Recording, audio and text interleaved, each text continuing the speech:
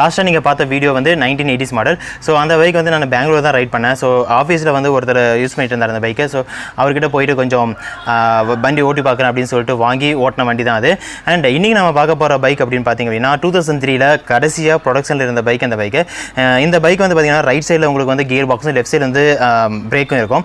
So இப்போ நம்ம use பண்ணிட்டு இருக்கிறதெல்லாம் பார்த்தீங்கன்னா ரைட் சைடில் உங்களுக்கு வந்து பிரேக்கும் லெஃப்ட் சைடில் கியர் பாக்ஸும் இருக்கும். ஸோ அதனால் வந்து இந்த பைக் வந்து ரொம்ப ரொம்ப யூனிக். அது இல்லாமல் ராயல் என்ஃபீல்டு வந்து கடைசியாக ப்ரொடக்ஷனில் இருந்த பைக்கு 2003க்கு அப்புறமேட்டு பார்த்தீங்கன்னா இப்போ நம்ம யூஸ் பண்ணிட்டு இருக்கிற ரைட் சைடில் வந்து உங்களுக்கு பிரேக் அப்புறம் லெஃப்ட் சைடில் கியர் பாக்ஸ் இருக்கிற பைக் வந்து ப்ரொடக்ஷன் ஸ்டார்ட் பண்ணிட்டாங்க. அண்ட் இந்த பைக் வந்து பார்த்தீங்கன்னா Royal Enfield bullet 350. And once again welcome back to the channel. நான் தான் உங்க அரவிந்த். நம்ம சேனல் வந்து பார்த்தீங்க அப்படின்னா நிறைய ரைட் ரிலேட்டட் அப்புறமேட்டு bike and car related videos வந்து நிறைய போஸ்ட் பண்ணிட்டு இருப்பேன். ஸோ இந்த வீடியோ உங்களுக்கு பிடிச்சிருந்துச்சு அப்படின்னா ஒரு லைக் பட்டனை போட்டு அப்படியே சப்ஸ்கிரைப் பண்ணுங்க. கூடவே அந்த பெல் பட்டனை கிளிக் பண்ணுங்க. அப்போ தான் உங்களுக்கு வந்து நம்ம வீடியோ போடும்போது நோட்டிஃபிகேஷன் கரெக்டான டைமுக்கு வந்து சேரும். அண்ட் இந்த இன்ஸ்டாகிராமையும் ஃபாலோ பண்ணுங்க. ஸோ நம்ம எதனா சொன்னால் கம்யூனிகேட் பண்ணுறது ஈஸியாக இருக்கும். அண்ட் ஸோ ஆல்ரெடி சொன்ன மாதிரி இந்த பைக் வந்து பார்த்திங்க அப்படின்னா 2003 மாடல். ஸோ ராயல் என்ஃபீல்டில் கடைசியாக கொடுத்த right side gear and left side break bike இது தான். இந்த பைக் வந்து பார்த்திங்கன்னா எங்கள் ஊரில் ஒரு பல்டாக்டர் வச்சிருக்காரு. அவர்கிட்ட போயிட்டு சும்மா பர்மிஷன் கேட்டு அந்த வண்டி ஓட்டி பார்க்க சான்ஸ் கிடைச்சது. ஸோ இந்த வீடியோவில் வந்து கண்டிப்பாக உங்களுக்கு வந்து பைக் வந்து ரொம்ப கிளியராக இருக்காது. ஏன்னா பைக் வந்து நிறையா வந்து கொஞ்சம் டஸ்ட் அப்புறமேட்டு அழுக்காக அந்த ஒரு கண்டிஷன் இருக்குது. ஏன்னா அவர் வந்து டெய்லி கம்யூட் வந்து யூஸ் பண்ணிட்டு இருக்காரு. அதனால் அவர்கிட்ட போயிட்டு நீங்கள் வண்டியை தொடச்சி கொடுக்கணும், இல்லை எங்களுக்கோ தொடச்சி அந்த வீடியோ எடுக்கிறதுக்கோ டைம் கிடைக்கல. ஏன்னா அவர் வந்து நாங்கள் வீடியோ ரெக்கார்ட் பண்ணி கொடுத்துட்டா போதும், கிளம்பலாம், கிளினிக் கிளம்பணும் அப்படின்ற ஒரு கண்டிஷன் இருந்தாங்க. அதனால் வந்து வண்டியை ஓட்டி பார்த்துட்டு அவர்கிட்ட கொடுத்துட்டு கிளம்பிட்டோம். ஸோ இந்த பைக்கு வந்து நான் ஓட்டும்போது ரொம்ப கஷ்டப்பட்டேன். ஏன் அப்படின்னு பார்த்தீங்க அப்படின்னா இந்த பைக் வந்து ரைட் சைடில் வந்து கியர் இருக்குது, லெஃப்ட் சைடில் வந்து பிரேக் இருக்குது. இப்போ நான் யூஸ் பண்ணிட்டு இருக்கிற பைக்கெல்லாம் என்ன, ரைட் சைடில் வந்து உங்களுக்கு பிரேக் இருக்கும், லெஃப்ட் சைடில் வந்து கியர் பாக்ஸ் இருக்கு இல்லையா. ஸோ அந்த வண்டி நான் இன்றைக்கி ஓட்டும்போது ரொம்ப ரொம்ப ரொம்ப கஷ்டப்பட்டேன். ஏன்னா பிரேக்குக்கு பதிலாக கியர் போய் அமுத்துறதும் அப்புறமேட்டு கியருக்கு பதிலாக பிரேக்கை போய் அமுத்துறதும் அப்படின்னு சொல்லிட்டு ரொம்ப வந்து திணறிட்டேன் அன்றைக்கி வண்டி ஓட்டும்போது. ஸோ அன்றைக்கி எடுத்த கிளிப் தான் வந்து இன்றைக்கி உங்களுக்கு காட்ட போகிறேன். இந்த கிளிப்பில் வந்து பார்த்திங்க அப்படின்னா நிறையா வாய்ஸ் ஓவர் கொடுப்பேன். ஏன்னா வந்து அன்றைக்கி ரெக்கார்ட் பண்ணும்போது கொஞ்சம் இங்கிலீஷில் வந்து கொஞ்சம் ரெக்கார்ட் பண்ணேன். ஸோ நான் நிறையா வாய்ஸ் ஓவர்லாம் கொடுப்பேன். ஸோ வீடியோ பாருங்கள், பிடிச்சிருந்துச்சு அப்படின்னா வீடியோ லைக் பண்ணுங்கள்.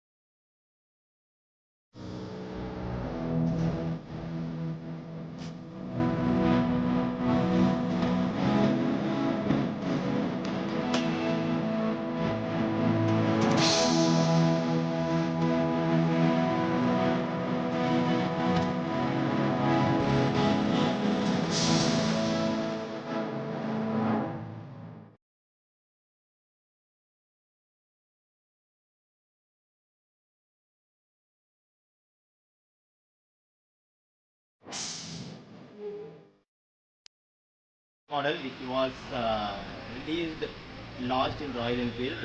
So after this they stopped releasing right side gearbox system. We got a chance to start this one. So I'm going to check it out how it is, and I'm going to ride this bike for first time, and I'm going to use this right side gearbox also. This is the first time actually. Let's see how it will work because it's totally new for me. அப்புறம் இந்த பைக்கை start பண்ண attempt, அதுக்கப்புறம் வண்டி ஓட்டும்போது நான் திணறல் எல்லாத்தையுமே வந்து நான் கட் பண்ணாமல் இந்த வீடியோவில் போட்டிருக்கேன். ஏன் அப்படின்னா நீங்கள் வந்து பாருங்கள் எந்தளவு நம்ம வந்து இந்த வண்டியை ஸ்டார்ட் பண்ணுறதுக்கு வந்து கஷ்டப்படணும். ஆஸ் அ நியூ ஜென்ரேஷனாக எந்தளவு இது கஷ்டம் அப்படின்னு சொல்லிட்டு நீங்களே பாருங்கள். அதுக்காக தான் இந்த வீடியோ வந்து நான் ஓவராக எடிட் பண்ணாமல் கொஞ்சம் மேக்ஸிமம் அப்படியே போட்டிருக்கேன் உங்களுக்கு.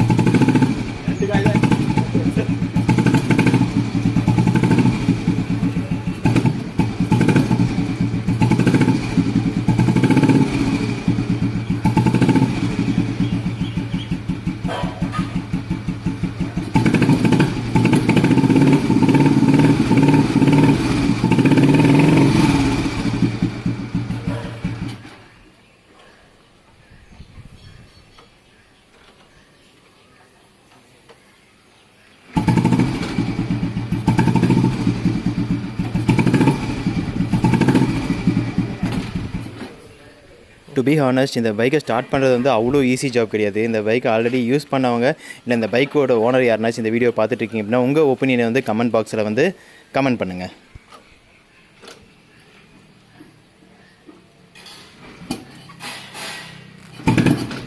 ஸோ இப்போ வர பைக்கெல்லாம் வந்து பார்த்திங்க அப்படின்னா உங்களுக்கு வந்து இவ்வளோ டஃப் கொடுக்காது ஸ்டார்ட் பண்ணுறதுக்கு, ஈஸியாக ஸ்டார்ட் பண்ணிடுவோம். ஸோ அந்த ஒரு மைண்ட் செட்டில் நம்ம போயிட்டு இந்த வண்டியை ட்ரை பண்ணும்போது ஒரு பெரிய ஒரு டஃபஸ்ட் டாஸ்க்காக தான் இருந்துச்சு. அது இல்லாமல் கிக் பண்ணும்போது அந்த ரிவர்ஸ் அடிக்கிறது ஒரு பெரிய ஒரு இதாக இருந்துச்சு.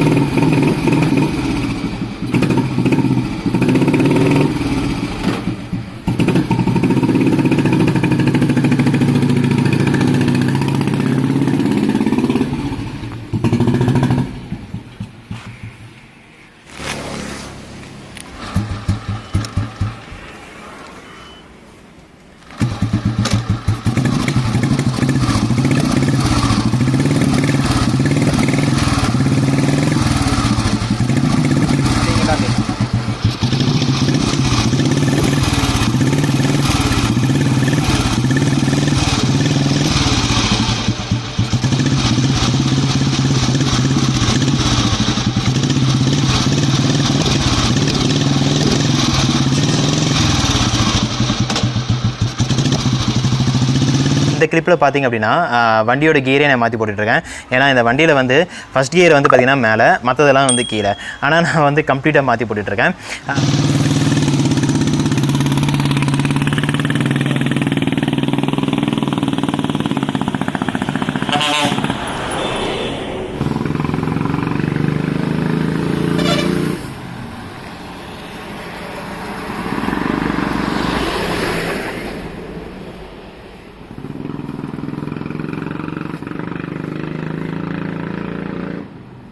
அவ்வளோ தூரம் வண்டியை ஓட்டிகிட்டு போயிட்டேன்.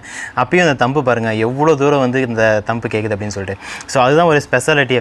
நிறைய பேர் வந்து பார்த்திங்க அப்படின்னா பழைய ஆளுங்க மீன்ஸ் நம்ம பெரியவங்களெல்லாம் பார்த்திங்க அப்படின்னா அவங்க என்ன தெரியுமா சொல்லுவாங்க, இப்போ வர வண்டியெல்லாம் ராயல் என்ஃபீல்டு பைக்கே இல்லைப்பா, அந்த காலத்தில் வந்துச்சு பார்த்தியா ராயல் என்ஃபீல்டு பைக்கு, அதுதான் பைக்கு, தம்பாக இருக்கட்டும், வண்டி வெயிட்டாக இருக்கட்டும், செம்மையாக இருக்கும் அப்படின்னு சொல்லுவாங்க. ஸோ அந்த மாதிரி ஒரு ஒரு ஒரு பைக்கு தான் இந்த பைக்கும். அவ்வளோ ஒரு சூப்பர்வான ஒரு அது என்ன சொல்கிறது, அந்த தம்பு அந்த பர்ஃபார்மன்ஸ் தான் செம்மையாக இருந்துச்சு. பட் ஆனால் உங்களுக்கு வைப்ரேஷன் கிடைக்கும். வைப்ரேஷன் வந்து பார்த்திங்க அப்படின்னா உங்களுக்கு வந்து ஒரு 80 டச் பண்ணாவே செம்ம வைப்ரேஷன் கிடைக்குங்க. அது வந்து மறுக்கவே முடியாது.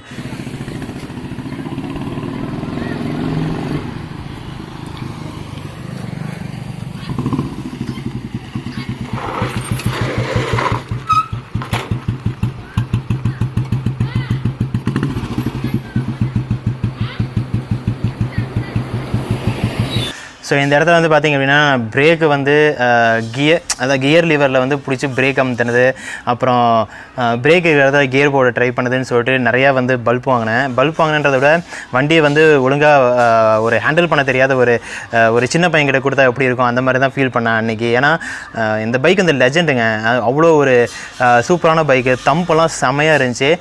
பட் இருந்தாலும் என்னுடைய ஒரு ஏன்னா தெரியாதுல்ல, நம்ம வந்து ஆல்ரெடி இப்போ நம்ம யூஸ் பண்ணிட்டு இருக்கிறதெல்லாம் வந்து ரைட் சைடில் வந்து பிரேக்கு, லெஃப்ட் சைடில் கியர் பாக்ஸ்ன்றதுனால ஸோ அன்றைக்கி ரொம்ப வந்து கஷ்டப்பட்டேன் ஆக்சுவலாக. என்னதான் இந்த பைக்கு நான் அன்றைக்கி வந்து ஓட்டி பார்த்தாலும் அதை நினைக்கும் போது இன்றைக்கும் வந்து ஒரு டிஃப்ரெண்ட்டான ஒரு சூப்பரான ஒரு ஃபீல் இருக்குது.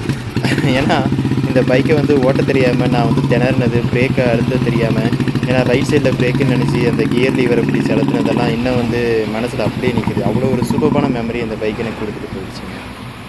அடுத்து நம்ம பைக்கோட ஓனர் வந்து இந்த டாக்டர் வண்டியை ஆன் பண்ணி காட்டுறாரு, அதை பார்க்கலாம் வாங்க. ஓகே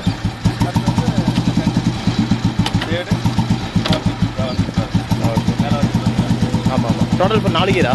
டோட்டல் 4 கியர் மேலே வந்து டவுன் பண்ணோம் அப்படின்னாலும் ஓகே.